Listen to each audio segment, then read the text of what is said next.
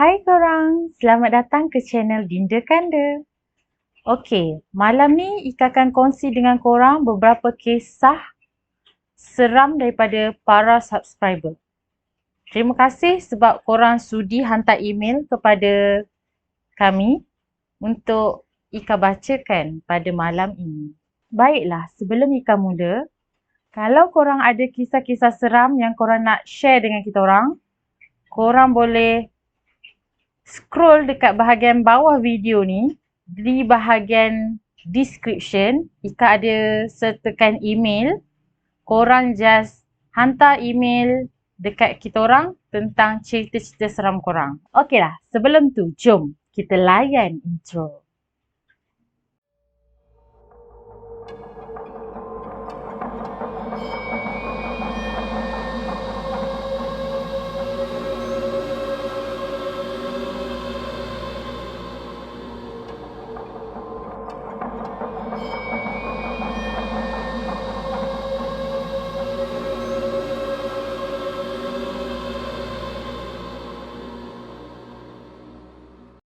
أعوذ بكلمات الله التامات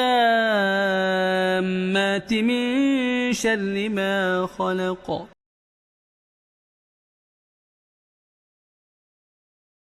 Korang semua dah ready tak? Malam ni, Ika nak ceritakan beberapa kisah-kisah seram yang berlaku di pejabat. Kalau korang ada cerita seram dekat pejabat pun, korang boleh share dengan Ika melalui email yang Ika sertakan tadi. Okey korang, kisah pertama ni dikongsi oleh Farah. Bukan nama sebenar, nama samaran je, okey. Dia kata dekat sini, "Hai, nama aku Farah. Farah nak kongsikan satu kisah seram yang berlaku pada tahun 2019. Maksudnya kejadian ni dah berlaku 2 tahun yang lepas lah kan.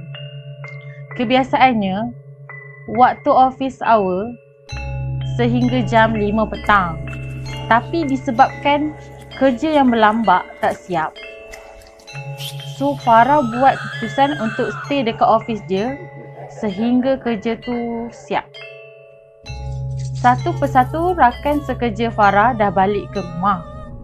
Bila waktu azan maghrib berkumandang, Farah pun berhenti sebentar dan tunaikan solat terlebih dahulu. Okey, maksudnya biasa kan kita balik pukul 5 petang kan. Tapi disebabkan kerja dia yang banyak tu, dia kena stay lah dekat office tu sampai satu persatu kawan dia dah balik. Kira dia dah tinggal seorang lah dekat office tu. Kemudian, sekitar jam 8 malam, Farah pun continue lah buat kerja yang tertangguh tadi tu. Sambil-sambil tu dia buka YouTube, dengar orang berselawat. Tengah sibuk menyiapkan kerja-kerja tu, tiba-tiba Farah terdengar seolah-olah pintu office dibuka dari arah belakang. Hai. Okay, so Farah sangka kan Pak Guide lah datang cek bangunan sama ada semua pekerja dah balik ke belum. Farah pun jengukkan kepala ke arah pintu tersebut, tetapi tiada kelibat sesiapa pun di situ. Masa tu Farah dah rasa pelik dan takut. Jadi Farah pun cepat-cepatlah siapkan beberapa tugasan kerja yang hampir siap dalam keadaan kelang kabut. Gila kan? Mungkinlah dia dah cuak kot sebab dia seorang tadi kan. Kalau aku orang buka pintu pun aku mesti jenguk kan. Siapa kan? Tapi tak ada orang. Lepas tu jam hampir menunjukkan jam 9 malam. Tugasan Farah pun dah siap. So Farah switch off lah komputer dan susun beberapa kertas ke dalam fail sebelum meninggalkan office untuk pulang ke rumah. Sedang sibuk mengemas tu, Farah terdengar bunyi pintu office yang sama dibuka sekali lagi. Masa tu, Farah juga tercium satu bau aroma yang sangat wangi. Dalam fikiran Farah, dia dah fikir macam-macam lah. Sebab dia dah rasa seram. Sehingga bulu roma Farah mula meremang. Lalu, Farah bergegas menuju ke suis utama untuk menutup semua lampu-lampu dan kipas di dalam ofis.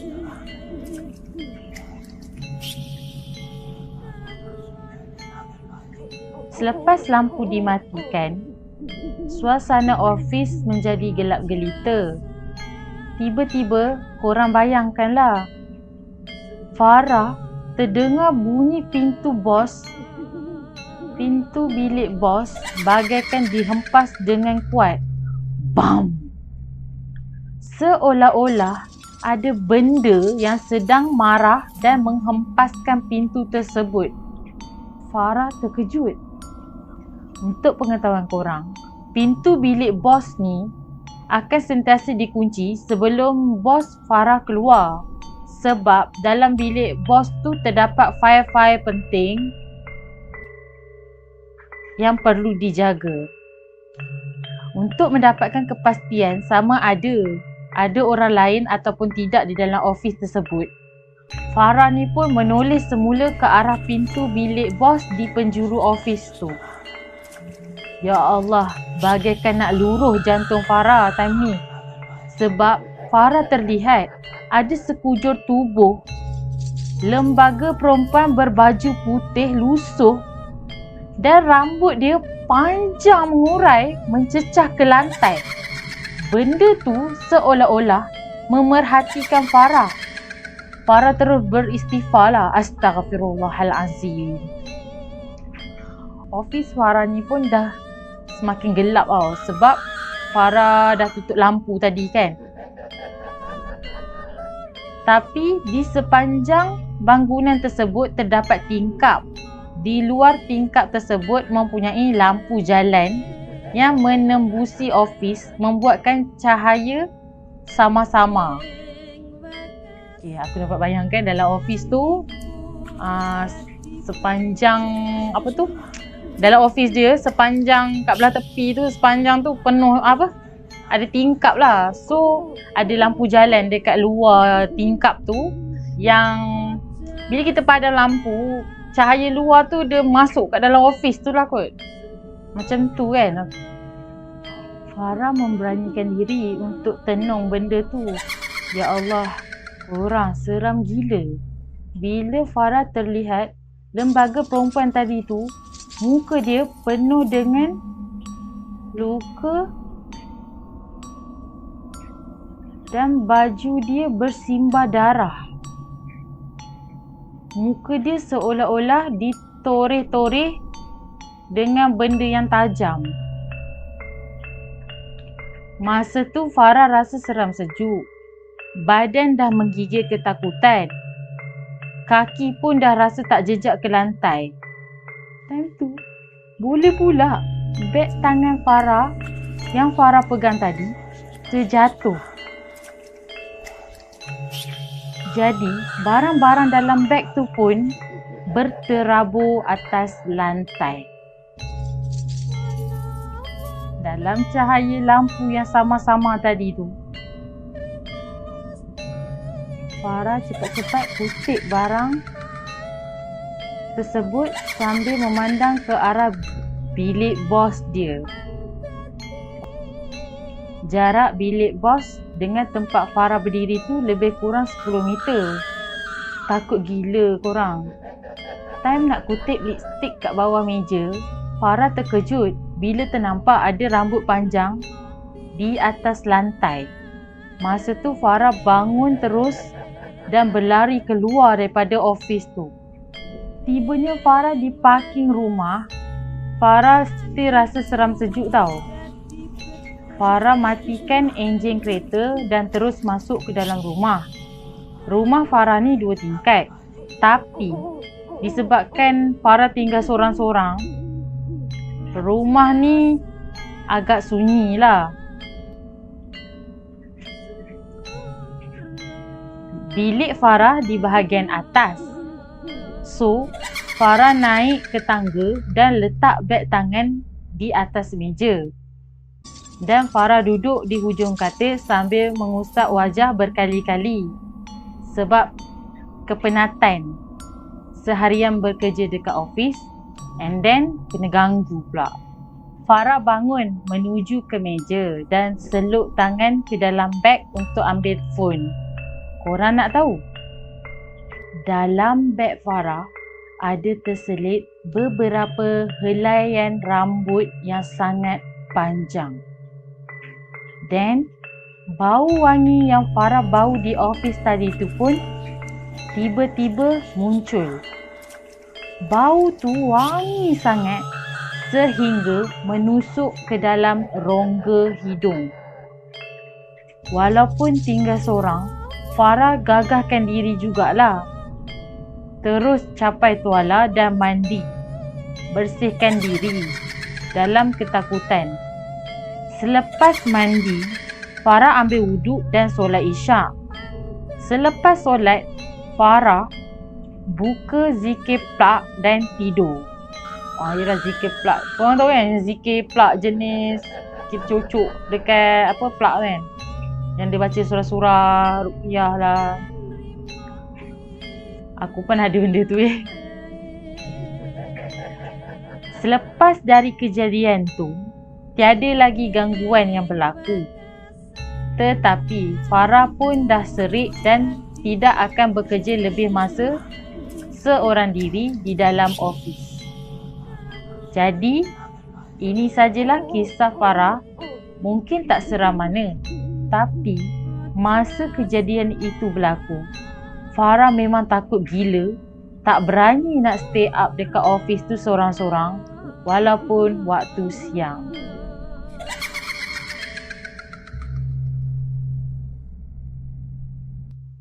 Kisah yang kedua ni diceritakan oleh Kak Sheila. Kak Sheila ni merupakan rakan sekerja kepada Farah. Kisah pertama tadi. Okey, maksudnya Kak Sheila ni rakan tempat kerja Farah. Maksudnya diorang ni mungkin berpakat kot nak share cerita dekat kita orang. So, jom kita teruskan. Kak Sheila ni dia kerja dekat dalam unit aset bersama seorang lagi rakan kerja yang bernama Azmin. Bukan nama sebenar Benda ni berlaku pada awal bulan Mac 2020 sebelum PKP dilaksanakan. Kami mula sibuk buat semakan aset disebabkan terlalu banyak kerja. So kami ni pun terpaksa balik lewat. Masa tu memang sibuklah cek satu persatu kedudukan aset, sama ada aset tu boleh berubah tempat ke ataupun aset tu orang lain yang guna. Memang lekalah kami buat kerja sampai tak sedar jam dah pukul 8 malam. Bila dah sedar hari dah semakin gelap, kami pun berjalan balik ke pejabat unit aset untuk kemas barang-barang peribadi. Yelah dah malam kan, apa lagi? Kemas barang, nak balik lah. Lepas dah selesai kemas barang, kami pun turunlah daripada tingkat 1 ke ground floor dan menuju ke thumbprint. Mesin thumbprint untuk punch out kehadiran. Untuk pengetahuan korang semua, mesin thumbprint ni berhampiran dengan pintu keluar bahagian belakang office dan bersebelahan dengan tangga yang kami turun tadi. Sementara menunggu Kak Sheila thumbprint, tiba-tiba Azmin ternampak seorang rakan kerja dia yang bernama Saiful. Azmin pun tegurlah si Saiful ni. "Weh, Saiful, kau tak balik lagi ke?" Tapi kawan dia ni seolah-olah tak menghiraukan. Langsung panggilan si Azmi dan terus berjalan keluar melalui pintu hadapan. Azmi ni pun rasa tak puas hati sebab si Saiful ni buat bodoh je. Bila dia panggil, dia pun kejar si Saiful ni yang keluar terus dari pintu hadapan tadi. Tapi Azmin tak nampak pun kelibat si Saiful ni. Azmin pun datang ke tempat parking kereta yang selalu Saiful ni parking. Tapi bayangan kereta Azmin ni tak ada. Mana pula pergi, laju pula perginya. Hilang kan. Oi.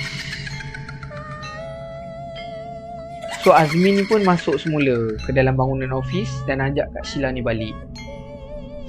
Keesokan harinya, Azmin dengan Kak Sheila pun masuk kerja seperti biasa. Kebetulan, kami ternampak Saiful. Azmin pun tegurlah si Saiful ni. Weh, sombong gila kau semalam. Aku panggil-panggil kau buat bodoh je kan. Penat aku panggil, ingat kan nak ajak kau pergi makan ke lepak ke. Yelah, dah jumpa kawan, mestilah kan nak ajak makan ke lepak ke. Sebelum PKP kan, boleh lepak makan kat kedai mamak. Saiful pun pelik. Dia tanya, Kak Azmin, weh, apa hal cakap aku sombong? Pukul berapa yang korang tegur aku tu? Dia tanya balik pada si Azmin. Azmin pun jawab lah, dalam jam 8 lebih macam tu, dekat pukul 9 malam. Kau gila ke weh? Aku dah ada kat rumah kot, sedap-sedap makan dengan bini aku. Buat apa nak balik lambat? Bini aku kerja shift siang kot. Lagi pun malam Jumaat weh.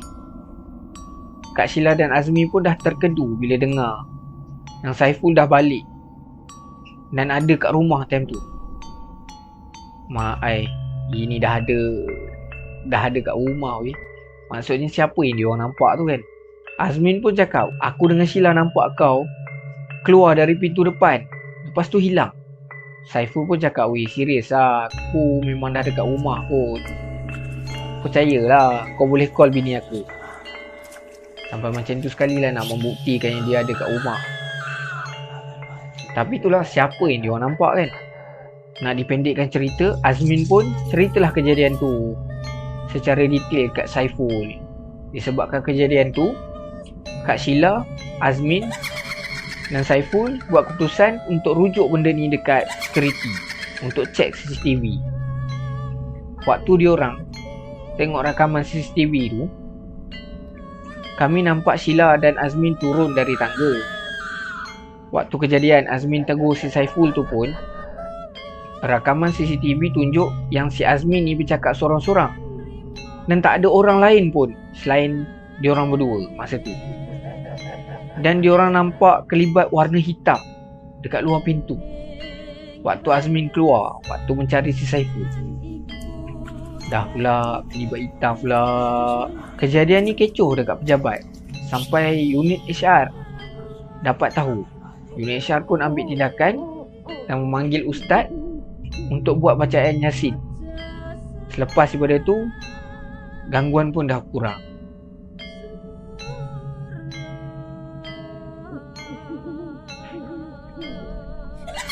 Hai, nama aku Miza, bukan nama sebenar.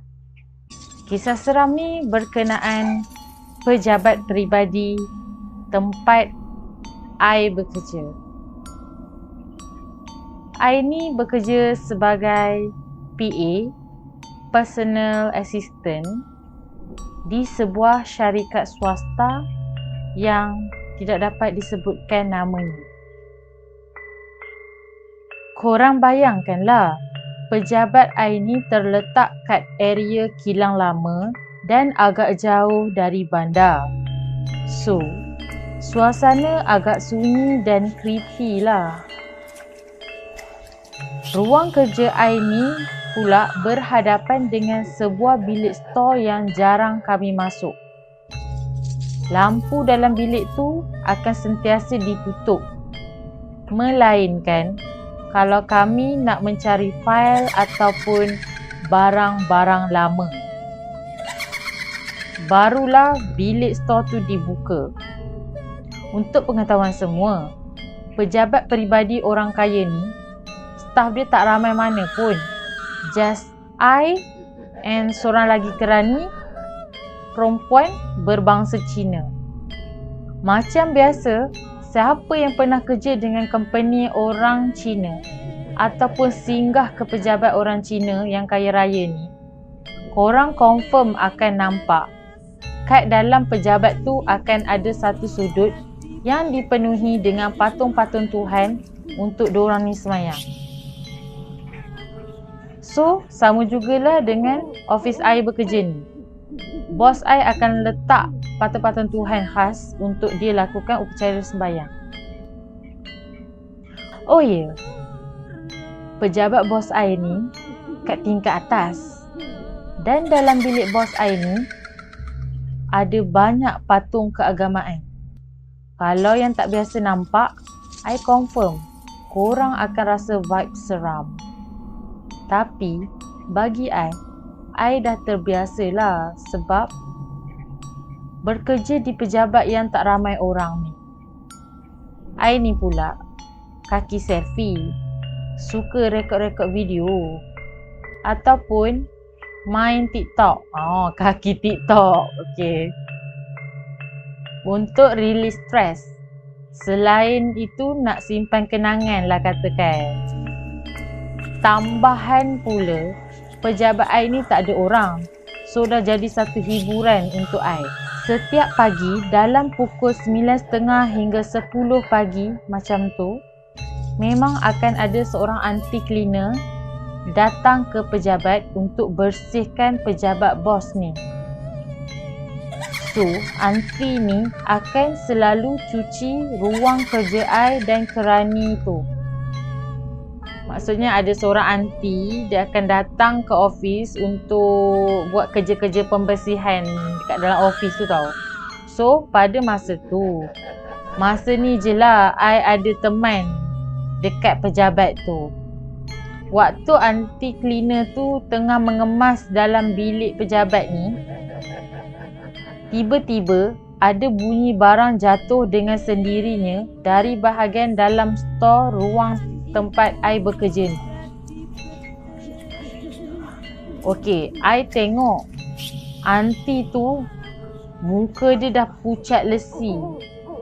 So, I pun tanyalah dekat aunty tu. Mungkin dia tanya macam ni lah. Aunty, you okey ke tak ni? Aunty, you okey ke tak ni? Aunty tu pun jawab, tak apa dik, biasalah tempat-tempat macam ni mesti ada penumpang. Miza jangan takut ya. Aunty ada. Aunty tu pun siap lah pesan dekat I waktu tu. Jaga dirilah. Abaikan je kalau ada gangguan-gangguan macam ni.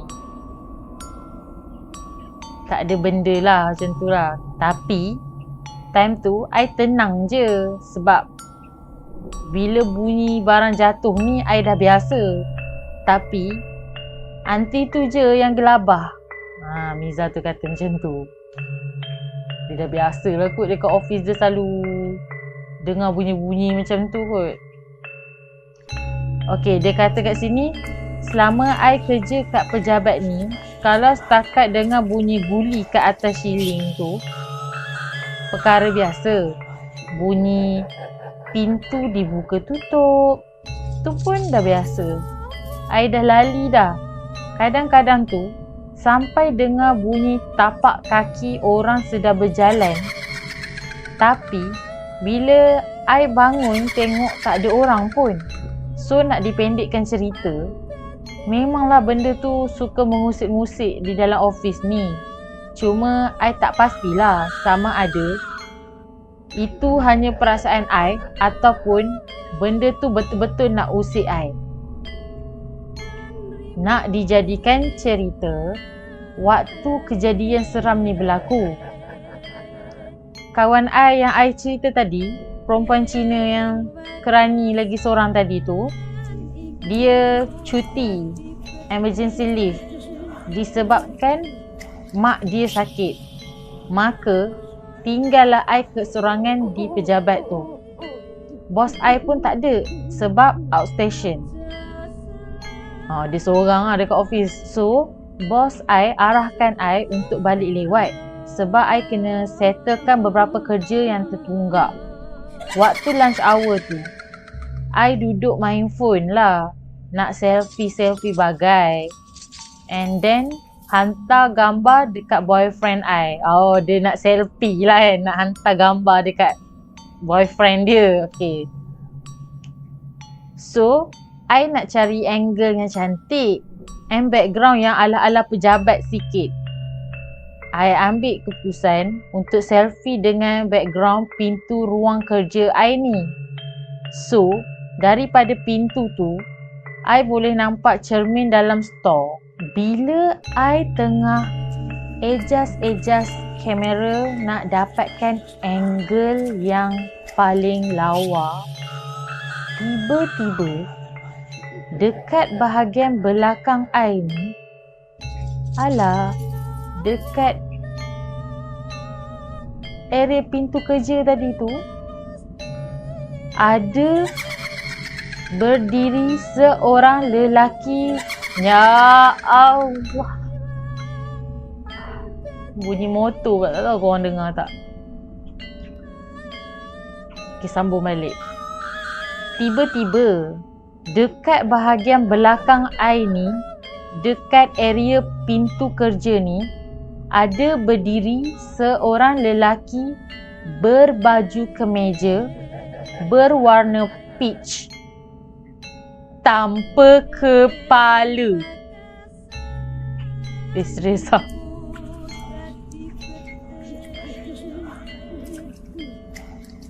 I terkejut gila, okay. Sampai phone dekat tangan I ni terlepas.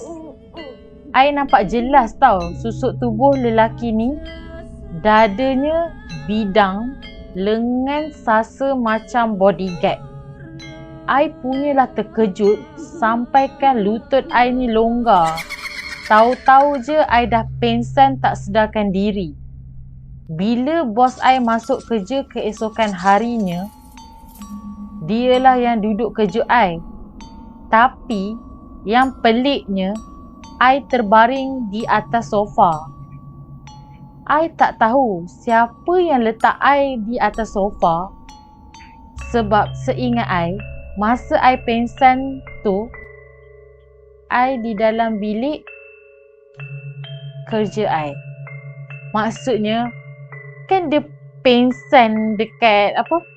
Maksudnya, waktu dia pengsan tadi tu, kan dia tengah selfie kat dalam bilik dia kan? Tiba-tiba dia terbaring dekat atas sofa.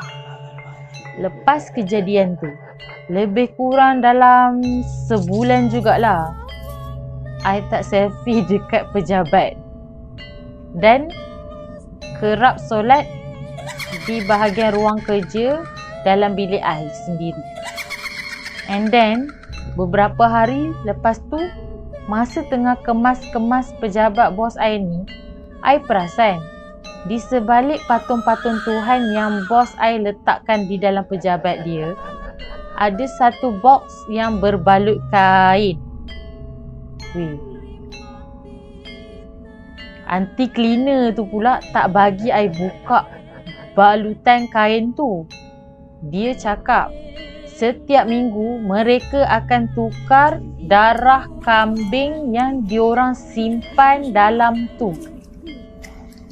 I yang dengar ni pun terkedu dan tertanya-tanya sebab apa diorang buat macam tu. Korang tahu tak sebab apa? Aduh, bunyi lagi kereta. Korang dengar ke? Aduh. Okay, sambung balik. Maksud dia dekat sini. Korang tahu ke apa tu, bos dia ni tukar darah kambing dan simpan di dalam balutan kain tu. Ada satu box yang berbalut kain. Diorang akan tukar darah kambing yang diorang simpan di dalam tu. Buat apa weh? Kalau korang tahu, tinggalkan komen dekat bahagian bawah tau. Nak tak nak, I kena kerja dekat situ juga. Yelah, nak cari rezeki zaman sekarang bukannya mudah. So, doakan I dijauhkan dari segala gangguan. Dah, setakat situ je kisah dia. Seram weh.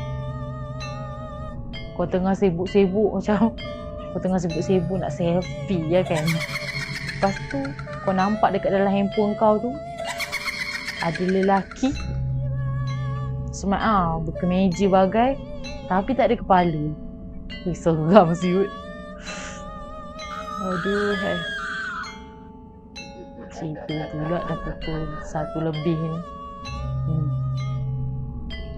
ni. 3 kisah ni merupakan kisah seram para subscriber yang berlaku di pejabat diorang. Korang ada cerita seram yang nak dikongsikan bersama? Korang boleh email kita orang. Okey? Email di bahagian description bawah. Sebelum Ika akhiri video ni, Ika nak korang bantu Ika dengan tekan button like, subscribe dan jangan lupa tekan bell notification untuk dapatkan notifikasi video-video yang akan datang. Okey? Bye! Terlupa pula. Kisah kedua tadi tu dikongsikan oleh Kanda Zul. Untuk pengetahuan korang lah. Nama Dinda dan Kanda ni ditubuhkan disebabkan Dinda tu Ika, Kanda tu Zul. So jadilah Dinda Kanda. Itulah. Ika harap korang dapat support lah channel kita orang ni. Jangan lupalah subscribe channel kita orang ni. Bantu kita orang dengan tekan button like dan tinggalkan komen-komen korang dekat ruangan bawah. Bagi semangat dekat Ika dengan Zul. Ika harap sangat korang tinggalkan komen korang dekat bahagian bawah. Tinggalkanlah komen apa-apa yang baik-baik lah kan. Doakan kita orang punya channel ni dapat berkembang. Dan Ika harap sangat korang tinggalkan kata-kata semangat untuk Ika dan Zul buat lebih banyak lagi konten-konten seram, misteri atau apa-apa saja yang lebih baik. Okey? Jangan lupa stay tune guys. Bye.